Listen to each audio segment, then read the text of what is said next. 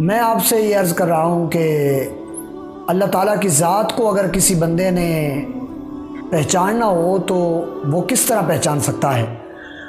तो नाज़रीन, एक बात याद रखिएगा कि अगर अल्लाह की ज़ात को पहचानना है तो अल्लाह की ज़ात में गौर व फिक्र ना करें। अगर अल्लाह पाक की ज़ात में गौर व फिक्र करेंगे तो फिर आपको बेबसी के अलावा कुछ भी हासिल नहीं होगा। और अगर आप अल्लाह ताला की बनाई हुई कायनात पर गौर करेंगे तो फिर आप अल्लाह तबारक व ताला को पहचान सकते हैं। कि मैं आपको एक मिसाल देता हूँ कि सूरज तुलू होता है तो आप इसमें गौर व फिक्र करें कि सूरज कैसे तुलू होता है, सूरज कैसे गुरूब होता है।